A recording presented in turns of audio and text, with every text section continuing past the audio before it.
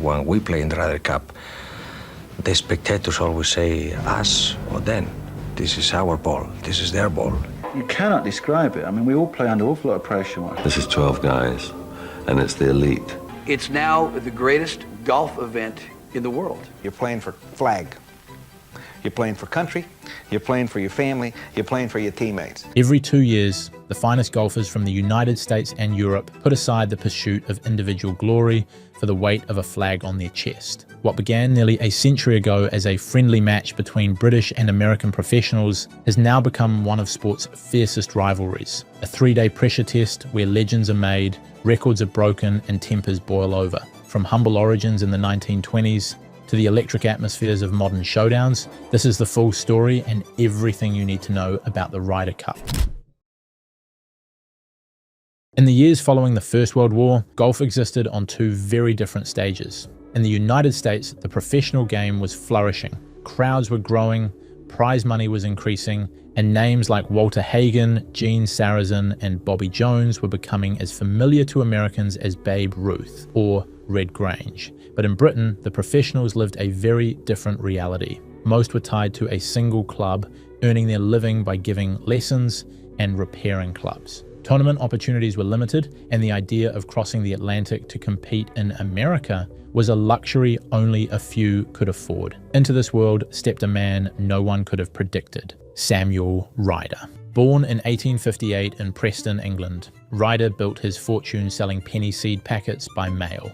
A true self-made man, he only discovered golf in his 50s, taking lessons from his local professional, Abe Mitchell, at Verulam Golf Club in St Albans. When Ryder fell in love with the game, it became a deep passion. But the spark for the creation of the Ryder Cup came in 1926, when an unofficial Britain versus United States match was staged at the Wentworth Club in Surrey. The Americans, led by Walter Hagen and Jim Barnes, faced the best of Britain, including Abe Mitchell and George Duncan, and Samuel Ryder was there, watching from the gallery. He saw the excitement in the crowd, the pride of the players representing their country, and the competitive fire on both sides. He knew it should happen again, but this time as an official event. To make it a reality, Ryder promised to fund the new competition himself. He commissioned a gold trophy topped with the figure of Abe Mitchell, his friend, his teacher, and in Ryder's mind, the perfect symbol of the British professional. And in June of 1927, the Ryder Cup was born. The first official match was held at Worcester Country Club in Massachusetts. Each side fielded 10 players, captained by a playing captain. For the United States, Walter Hagen led a team that included Gene Sarazen, Johnny Farrell, and Al Watrous. For Great Britain, Ted Ray was the captain, joined by George Duncan and Fred Robson. Abe Mitchell was supposed to be the player captain of Great Britain's team, but he was unable to make the voyage due to appendicitis. The format was straightforward. On the first day, 4 foursomes matches were played over 36 holes. On the second day, 8 singles matches, also over 36 holes. The Americans dominated from the start, sweeping the foursomes 4-0. And on the second day, Great Britain managed only 2 singles wins. Ted Ray over Joe Tenisa and George Duncan over Johnny Golden. The final tally, United States 9.5 points, Great Britain 2.5. The Americans lifted the trophy, and a tradition was born. 2 years later, in 1929, the Cup crossed the Atlantic to Moortown Golf Club in Leeds. This time, the British had home advantage and a determination to erase the memory of 1927. Captain George Duncan fielded a side that included Charles Whitcomb, Archie Compston, Fred Robson, and Abe Mitchell. The first day's foursomes ended level 2-2, but on the final day, the British surged, winning 5 of the 8 singles matches, including Archie Compston's 9-8 victory over Johnny Farrell, a record margin that still stands among the most decisive in Ryder Cup history. The final score, Great Britain 7 points, United States 5. Proof that the competition could be truly competitive. By the end of the 1920s, the Ryder Cup had been played twice, with 1 victory apiece. In both cases, the home side had prevailed, and the stage was set for the 1930s, a decade that would see the rivalry deepen, only to be halted by world events. The United States had won convincingly at Worcester in 1927, and Great Britain had struck back at Moortown in 1929. Both contests had been won by the home team, and it was clear familiarity with the course and conditions played a significant role. The 1930s would see that pattern continue, with each side defending their home turf. Yet it was also a decade when the rivalry began to develop its own traditions. In 1931, the Ryder Cup returned to American soil at Scioto Country Club in Columbus, Ohio. Walter Hagen captained the United States once again, with a lineup that included Gene Sarazen, Horton Smith, and Billy Burke. On the other side, Great Britain was led by Charles Whitcomb, with teammates such as Archie Compston, Abe Mitchell, and former captain George Duncan. That year, the Americans made a statement from the outset. They won 3 of the 4 foursomes on the first day, giving them a strong advantage, and on the second day, they sealed the contest by winning 5 of the 8 singles matches. The final score, United States 9 points, Great Britain 3. The Ryder Cup's momentum started to feel like a pendulum, because 2 years later, the Cup returned to Britain, this time at Southport and Ainsdale Golf Club in Lancashire, and the match would become one of the closest and most dramatic in Ryder Cup history. The first day's foursomes were split evenly, with each team taking 2 points, but on the second day, the singles matches swung back and forth until the contest came down to the final pairing between Sid Easterbrook of Great Britain and Denny Shute of the United States. With the overall score tied, Easterbrook needed to win his match to reclaim the cup, and on the last hole, he holed a pressure-filled putt to secure victory. The final score, Great Britain 6.5, United States 5.5, Britain's second Ryder Cup triumph in a moment that cemented the competition's reputation for producing high drama. And just like a pendulum, in 1935, the world saw the United States, captained by Walter Hagen, beat Great Britain 9 points to 3. But then came the 1937 Ryder Cup, when things began to change. That year's Ryder Cup was held once again at Southport and Ainsdale. While Great Britain was captained by Whitcomb again, the American team had a new name at the helm: legendary Byron Nelson. In that year, the Americans achieved what no team had managed before. They won the Cup on foreign soil. They swept the foursomes on day 1, taking all 4 matches. The British fought back in the singles, but the gap was too great. The final score, United States 8 points, Great Britain 4. It was a milestone moment, the first away win, and the first back-to-back victory in Ryder Cup history. But soon after, the unimaginable happened. The Ryder Cup was cancelled for a full decade due to World War II. The 1930s had proven that the Ryder Cup could produce thrilling finishes, dramatic victories, and even the possibility of winning on foreign soil. But as war consumed the world, golf and the Ryder Cup was forced to wait. It would take a full decade before the competition resumed, and no one knew that when it did, the balance of power would tilt heavily toward one side. When the Ryder Cup resumed after the Second World War, the spirit of the competition was as strong as ever, but the balance of power shifted entirely. The United States emerged from the war years with a deep, confident roster of professionals, players like Ben Hogan, Sam Snead, Byron Nelson, and later Arnold Palmer and Jack Nicklaus would define the sport for decades. Great Britain, by contrast, relied on a smaller pool of players, many of whom balanced their playing careers with club professional duties. It made sense. At the time, the United States had a population of more than 144 million, compared to Britain's 50 million. On paper, the American talent pool was nearly 3 times larger. In reality, the gap looked even bigger. The 1947 match at Portland Golf Club in Oregon was played in a spirit of friendship, but the result was anything but close. The United States, captained by Walter Hagen, swept the foursomes on the opening day and went on to win 11 points to Britain's 1. 2 years later, at Ganton Golf Club in Yorkshire, the Americans faced a stiffer fight. Britain, led by Henry Cotton, took an early lead after the foursomes, but the US, captained by Ben Hogan just months after his near-fatal car accident, rallied in the singles to win 7-5. It was one of the rare occasions in this era where the outcome was in doubt until the final day. Through the 1950s, the American machine rolled on. The only break in their dominance came in 1957 at Lindrick Golf Club, when Di Rees's Britain pulled off one of the great Ryder Cup upsets. Rees inspired his men to win the singles 5-3, clinching a 7.5 to 4.5 victory.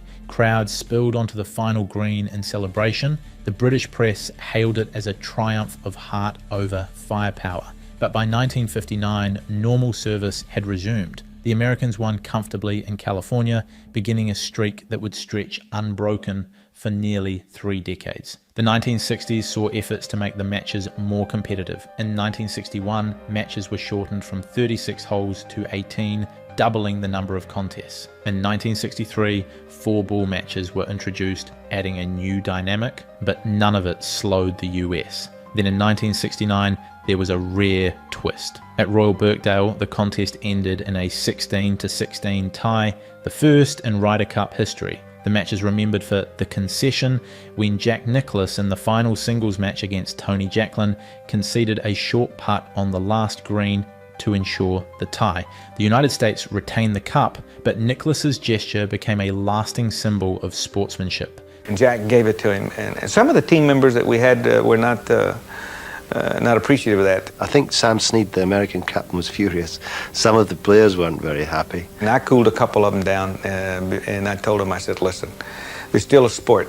That epitomised what Ryder Cup is all about. The 1970s brought further changes. In 1973, Ireland was officially added to the team, making it Great Britain and Ireland. But nothing was strong enough to beat the Americans. In 1977, at Royal Lytham in St Anne's, after another decisive US win, Jack Nicklaus suggested a radical idea to the British PGA president: open the team to all of Europe.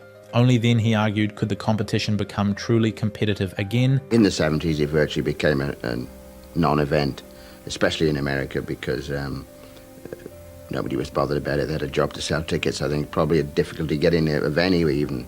So something had to be done. I believe people like Nicklaus said, you know, if you really want to keep this a week in the calendar, you know, we need a match. And in 1979, that expansion happened. The first ever Team Europe included Seve Ballesteros and Antonio Garrido from Spain. Seve's charisma and shot-making brilliance made him the emotional core of the side. Yet the Americans still held the upper hand, winning in 1979 and 1981 by comfortable margins. But in 1983, the tide nearly turned. At PGA National in Florida, the match came down to the very last singles pairing between Lanny Wadkins and Jose Maria Cañizares. Wadkins holed a remarkable wedge shot on the final hole to halve his match, giving the US a narrow 14.5 to 13.5 victory. For the first time in decades, the Americans had been pushed to the brink. By the time the teams gathered at the Belfry in England for the 1985 Ryder Cup, the United States had won 13 straight tournaments. They had been victorious in 19 of the last 20 contests and had not lost the trophy in 28 years. The Ryder Cup had become an American possession, but that week in Warwickshire, everything was about to change again. It wasn't just that week, it was the 2 years up to it. I tried to be everywhere at the end of every match. I tried to be on the first tee at the beginning of every match. In September of 1985, the Belfry in Warwickshire was bracing for another American celebration. The United States had won 13 consecutive Ryder Cups. They had not lost the trophy in 28 years. For an entire generation, the Ryder Cup had been an American possession, but that year, things were about to change. The European team was led by captain Tony Jacklin, a major champion himself and one of the few Europeans of his era to win regularly on both sides of the Atlantic. Jacklin had been part of decades of losing teams, but he believed the gap could be closed. His team was the strongest Europe had ever assembled. Seve Ballesteros, Bernhard Langer, Nick Faldo, Sandy Lyle, Ian Woosnam, all strong, all capable, and Jacklin's approach was revolutionary. He insisted on team unity, better travel arrangements, matching equipment, and crucially, belief. He had this enthusiasm for, we can do it, we can do it, we can beat him, you know. There was a strange rule Britannia, you know, about him. You know, he was so enthusiastic, it was a joke. We had to sit him down on the sofa at night, give him a big whiskey. His voice had gone, he was hoarse. We'd sit there and say, right, Tony, now you can shut up. You're all right, you've done your day's work, have a rest. The match began with an electric first day. Europe surged to a 4.5 to 3.5 lead, a small edge, but a rare one against the Americans. And on the second day's 4-balls and foursomes, they built on it, stretching the lead to 9 to 7, heading into Sunday. On the final day, the Americans needed to rally. They had legends like Lanny Wadkins, Raymond Floyd, and Ben Crenshaw in their lineup. But Europe struck first. Faldo ground out a win. Woosnam added another, and then came the moment of change. Sam Torrance, playing in front of a roaring home crowd, stood over a 22-foot birdie putt on the 18th green. If it dropped, Europe would have enough points to win the cup outright. Torrance stroked the putt and it fell. His arm shot skyward. The gallery erupted. The final score, Europe 16.5, United States 11.5. After 28 years, the Ryder Cup had a new champion. It's a very emotional moment. Oh, Christ. I'm crying since I come off the last tee. Incredible. Incredible. And in the years that followed, no one embodied Europe's revival more than Seve Ballesteros. Seve's presence alone lifted the team's confidence. He forged a legendary partnership with Jose Maria Olazabal. Together, they became known as the Spanish Armada. Seve relished the psychological battles, staring down opponents, hitting shots they thought impossible, celebrating with unabashed passion. For Europe, he was more than a points earner. He was a cultural shift. And in 1987, Europe travelled to Muirfield Village in Ohio, Jack Nicklaus's home course. I'm proud to be the captain of this side who is going to work real hard to try and bring the cup back here and keep it here in the United States. The US had never lost on American soil, but that year Jacqueline's team, anchored by Sev, Faldo and Langer, stunned the Americans. They took a commanding 10.5 to 5.5 lead after 2 days. The US tried to rally in the singles, but Europe held firm, winning 15 to 13. The image of Europeans popping champagne on American turf was splashed across newspapers around the world. It was shattering that here, the greatest player the world has ever seen, Jack Nicklaus, captaining it at this wondrous Muirfield Village, and this team had come over and won. We'd beaten them for the first time on their home ground.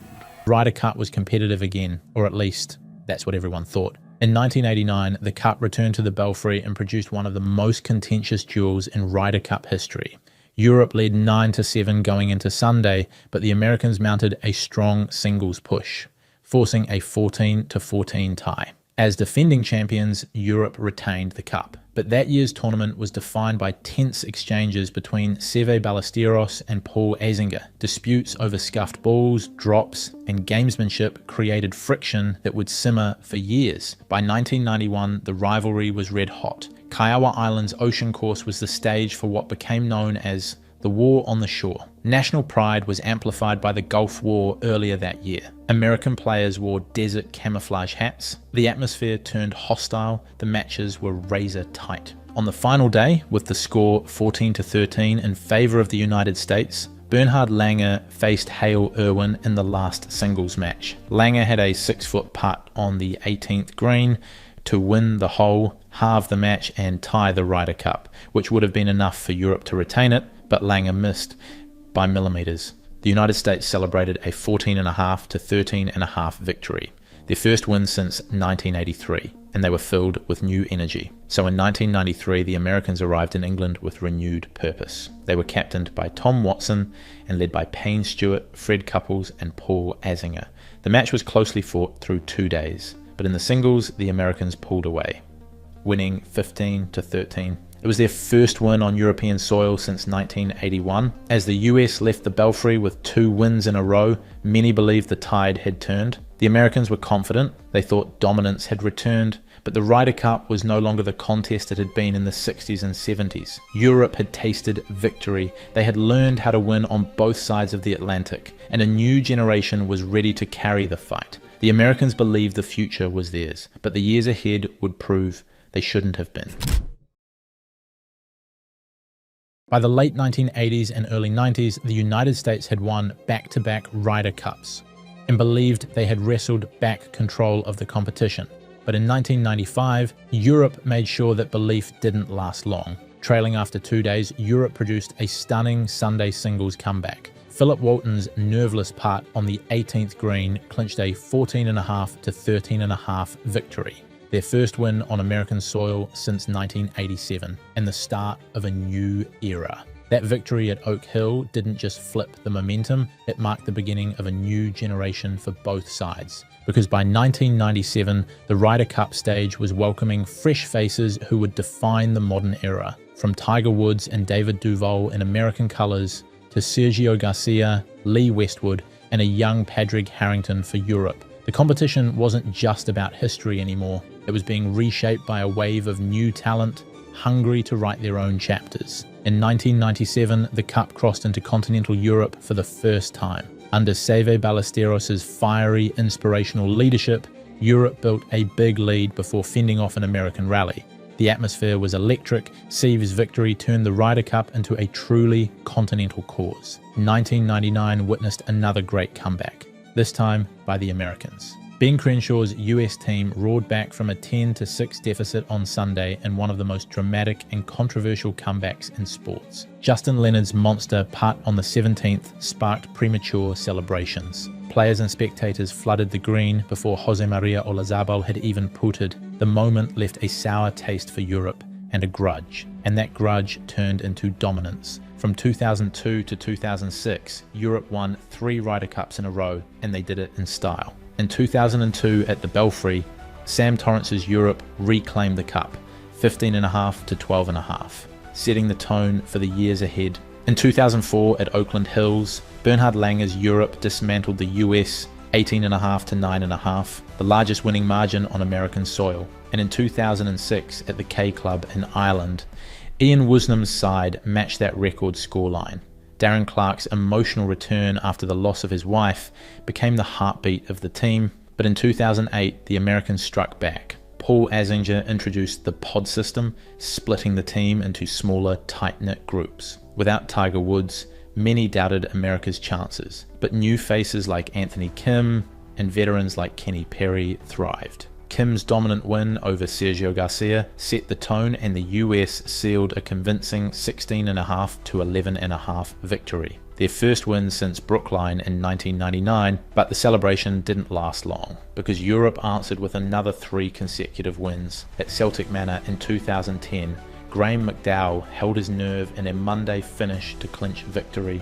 At Medinah in 2012, Team Europe was 10-6 down heading into the final day, but dressed in Seve's blue and white, Jose Maria Olazabal's men mounted the miracle at Medinah. They won 8.5 of the 12 singles matches. Martin Kaymer sank the decisive putt. One of golf's greatest comebacks was complete. And in 2014 at Gleneagles, Paul McGinley's meticulous planning brought Europe another 16.5 to 11.5 win. Europe was dominating again, 8 wins out of the last 10 cups. But from there, the Ryder Cup returned to its old pendulum rhythm. Europe wins, America responds, then Europe takes it back again. In 2016 at Hazeltine, the US regained the cup 17-11. In 2018 at Le Golf National, Europe dominated with precision 17.5 to 10.5. In 2021 at Whistling Straits, a young American team demolished Europe 19-9, and in 2023 at Marco Simone,